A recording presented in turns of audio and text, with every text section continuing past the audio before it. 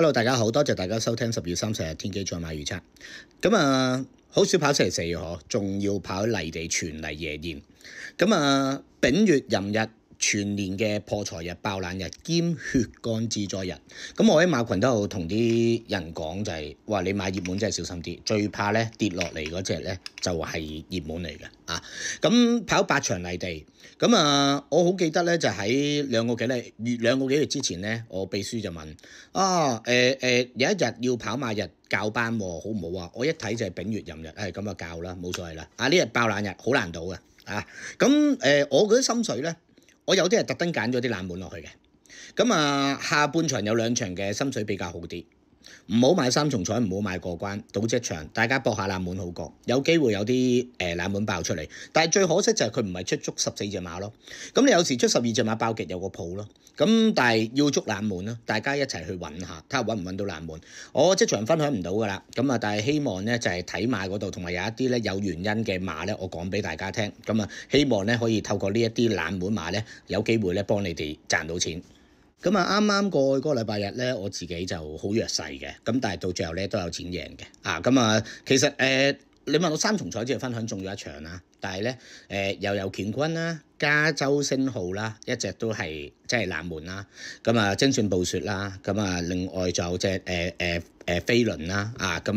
阿巴道14號啦，咁都有幾隻冷門咧10幾20倍咧分享咗，我自己又可惜，後邊嗰2隻咧就買全餐。前邊嗰2隻咧，加州星號買全餐就搞掂啦，因為咧一買全餐幾皮嘢落袋噶啦，可惜冇辦法。咁聽日都唔好搏全餐啦，雖然會爆冷，但係唔係咁容易捉嘅，有一啲冷門我自己講下啦。第一場咧我自己本身覺得咧官萬物咧落泥地咧一定係好嘅嚇，點知咧啱啱驗到有傳名，但係潘頓騎翻上去，如果有10零倍10鬆啲倍嘅潘頓咧，值得買啦，我覺得Win。你自己諗，但係咧，如果咧第一場嘅冷門咧可以睺下去，第二場直情係亂局，我覺得咧有熱就一定係爆啲幾廿倍冷門噶啦，咁個情況就係咁。第3場都似爆噶啦，第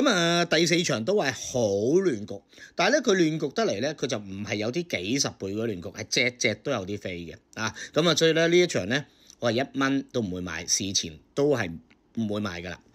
跟住之後第5場我打星。我諗打星嘅原因咧就係第一樣嘢，日獎就連續幾場泥地真係好穩定咁上名，有時一啲鐵馬跑翻泥地，我覺得繼續金多喜喺泥地擺到明係可以嘅，亦都個狀態上緊嘅。仲有一隻馬叫上戰寶，我自己好中意。呢啲馬咧幕後自視好高嘅，你唔好理佢上次跑得好差，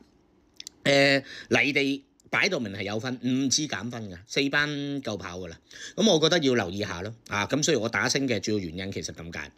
第6場有啲搞笑㗎。上次咧金區永騰咧，我28倍嗰陣時買咗全餐，頂佢個肺落到變咗幾廿蚊跑第2。冇計㗎，呢啲買全餐都變咗開咗熱門啦冇錢贏。但係問題就係話呢場馬咧其實有幾隻我中意，但係亞洲星馳。唔係周星馳，係加州星馳咁啱周星馳個名喺度。一嚟後追你唔使諗呢隻馬咧，佢出喺個閘箱有啲問題，但係咧如果唔漏閘追到噶啦，我怕佢漏閘漏3個馬位啫，出閘包尾都追到噶啦，唔係漏2、3個馬位就追到。只要你追呢隻馬贏唔得，咁睇下你唔嚟追咯。咁。如果要一隻馬去買全餐，呢隻馬值得買，呢場亦都有機會有啲半冷走入嚟，咁有機會有條冷 Q， 或者你自己決定拖乜。第7場再打星，有一隻馬咧，之前咧叫東方飛影，我唔知大家記唔記得？東方飛影咧就係話一落班就嚟，一落班嚟。結束漢子上季一落班爆冷，我已經分享過俾大家噶啦。泥地我答大家，結出漢子幫我贏過超過15萬港紙15萬。落泥地得嘅，咁但係你唔好買 win 啦，當然，但係好硬嘅一隻馬，咁佢個狀態唔算太差，呢場馬值得到即係結倉漢子，我打星為咗佢，咁當然天天灑落擺前，缺一劍我都中意，咁跟住落嚟就係睇下究竟係利追定利放定係點樣。如果真係好利放，你焗住天天灑落，你係要擺，但係如果你唔好利放嘅，我覺得要買追馬嘅，會唔會買肯佩斯咧？唔知啊，因為上次我分享肯佩斯，即係我講過呢隻銀行馬嚟嘅，佢有分嘅，佢本身應該落泥地先贏，點知上次贏咗嘅啫。咁大家去睇，我覺得結咗陣時可以賭嘅嘛，咁呢個就係打升嘅原因。好咁尾場就都係亂局㗎啦，